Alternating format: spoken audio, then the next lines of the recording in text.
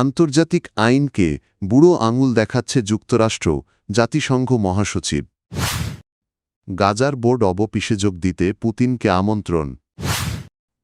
ট্রাম্পের কঠোর সমালোচনায় জাতিসংঘ মহাসচিব। খাদের কিনারায় ইরান ঘুরবে নাকি পতন। সিরিয়া সরকার ও এসডিএফের যুদ্ধবিরতি চুক্তি। জাতিসংঘের মহাসচিব অ্যান্তোনিও গুতেরেস বলেছেন, যুক্তরাষ্ট্র এখন আন্তর্জাতিক আইন ও বহুপাক্ষিক ব্যবস্থাকে উপেক্ষা করে ক্রমেই ক্ষমতার রাজনীতির পথে হাঁটছে। বিবিসিকে দেওয়া এক সাক্ষাৎকারে তিনি বলেন, ওয়াশিংটনের নীতি নির্ধারণে এখন এমন মানসিকতা কাজ করছে, আন্তর্জাতিক আইন নয় বরং মার্কিন ক্ষমতা ও প্রভাবই সবচেয়ে গুরুত্বপূর্ণ। প্রয়োজনে আন্তর্জাতিক আইন পাশ কাটিয়েও সেই ক্ষমতা প্রয়োগ করা হচ্ছে। গুতেরেস জানান, যুক্তরাষ্ট্রের মধ্যে একটি ধারণা তৈরি হয়েছে যে বহুপাক্ষিক সমাধান আর কার্যকর নয়। ফলে জাতিসংঘ প্রতিষ্ঠার মূল নীতিগুলো, বিশেষ করে সব রাষ্ট্রের সমতার নীতি, এখন হুমকির মুখে। সম্প্রতি ভেনেজুয়েলায় মার্কিন সামরিক অভিযানের দাবি এবং ডোনাল্ড ট্রাম্পের গ্রিনল্যান্ড দখলের হুমকির পর আন্তর্জাতিক অঙ্গনে অস্থিরতা বেড়েছে। এই প্রেক্ষাপটেই গুতেরেস এমন সতর্ক বার্তা দিলেন। তিনি স্বীকার করেন, আন্তর্জাতিক আইন মানতে রাষ্ট্রগুলোকে বাধ্য করানোর মতো শক্তি জাতিসংঘের নেই। প্রকৃত ক্ষমতা বড় শক্তিগুলোর হাতেই কেন্দ্রীভূত। তবে প্রশ্ন হল, এই ক্ষমতা কি ন্যায্য ও টেকসই শান্তির জন্য ব্যবহৃত হচ্ছে নাকি কেবল নিজস্ব স্বার্থে? গাজা শাসনের জন্য ঘোষিত বোর্ড অব-পিস বা শান্তি পরিষদে এবার রাশিয়ার প্রেসিডেন্ট ভ্লাদিমির পুতিনকে যোগ দেওয়ার আমন্ত্রণ জানিয়েছেন মার্কিন প্রেসিডেন্ট ডোনাল্ড ট্রাম্প। রাশিয়ার বার্তা সংস্থা তাস জানিয়েছে, ক্রেমলিনের মুখপাত্র দিমিত্রি পেসকভ নিশ্চিত করেছেন, কূটনৈতিক চ্যানেলের মাধ্যমে পুতিন এই আমন্ত্রণ পেয়েছেন। বিষয়টি বর্তমানে রাশিয়া বিবেচনা করছে এবং বিস্তারিত জানতে যুক্তরাষ্ট্রের সঙ্গে যোগাযোগ করা হবে। এর আগে এই বোর্ডে যোগ দিতে আমন্ত্রণ পেয়েছে পাকিস্তান, তুরস্ক, মিশর ও জর্ডান।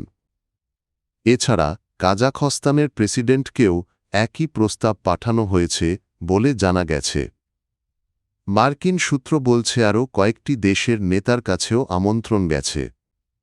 ধারণা করা হচ্ছে, ইসরায়েল ও হামাসের মধ্যে সম্ভাব্য শান্তি পরিকল্পনার দ্বিতীয় ধাপে এই বোর্ড গাজা উপত্যকার যুদ্ধ পরবর্তী শাসন ব্যবস্থা পরিচালনায় কাজ করবে।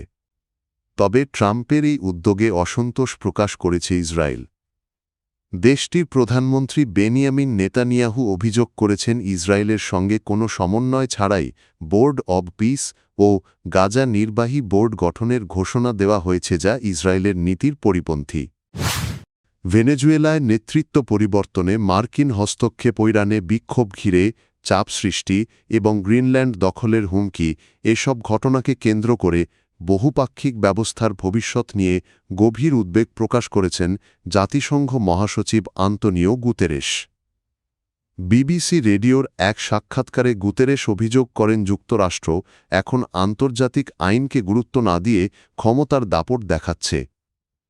বহুপাক্ষিক সমাধানের পথে না গিয়ে ওয়াশিংটন নিজেদের শক্তি ও প্রভাবকে অগ্রাধিকার দিচ্ছে। তার ভাষায়, যুক্তরাষ্ট্রের নীতি নির্ধারকদের মধ্যে একটি ধারণা গড়ে উঠেছে, আন্তর্জাতিক সহযোগিতা ও বহুপাক্ষিক ব্যবস্থা আর কার্যকর নয়। ফলে অনেক ক্ষেত্রেই আন্তর্জাতিক আইনের মানদণ্ড উপেক্ষিত হচ্ছে।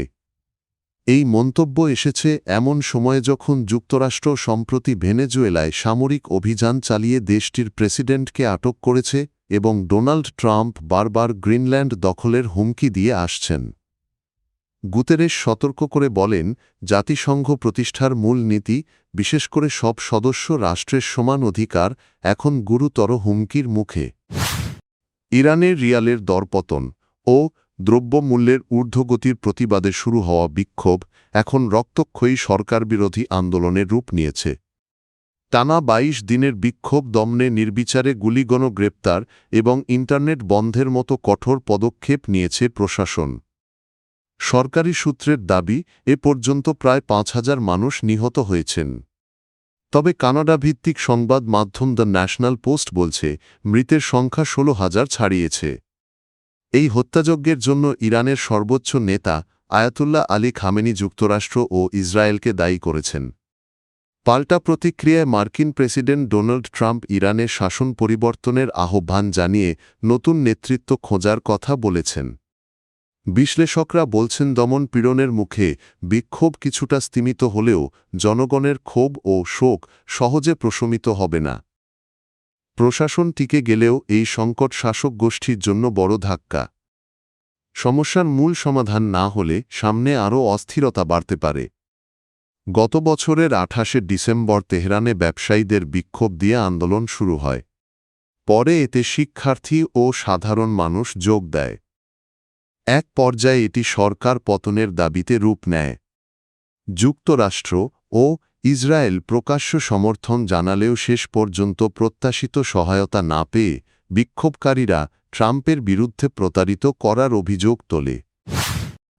সিরিয়ায় তীব্র সংঘর্ষের পর কুর্দি নেতৃত্বাধীন সিরিয়ান ডেমোক্রেটিক ফোর্সেস এসডিএফের সঙ্গে যুদ্ধবিরতিতে সম্মত হয়েছে দেশটির সরকার। রাষ্ট্রীয় গণমাধ্যম জানিয়েছে রোববার এই যুদ্ধবিরতির ঘোষণা আসে। চুক্তি অনুযায়ী ইউফ্রেটিস নদীর পশ্চিমাঞ্চল থেকে এসডিএফ তাদের বাহিনী প্রত্যাহার করবে। পাশাপাশি এসডিএফ যোদ্ধাদের সিরিয়ার জাতীয় সেনাবাহিনীতে অন্তর্ভুক্ত করা হবে। সিরিয়ার প্রেসিডেন্ট আহমেদ আল শারা জানিয়েছেন এই চুক্তির মাধ্যমে আল হাসাকাদেইর আজ জোর ও রাক্কা প্রদেশে আবারও রাষ্ট্রীয় প্রতিষ্ঠানগুলোর নিয়ন্ত্রণ প্রতিষ্ঠিত হবে যা এতদিন এসডিএফের হাতে ছিল। তিনি স্থানীয় আরব গোত্রগুলোকে শান্ত থাকার আহ্বান জানিয়েছেন এবং চুক্তি বাস্তবায়নে সহযোগিতা চেয়েছেন।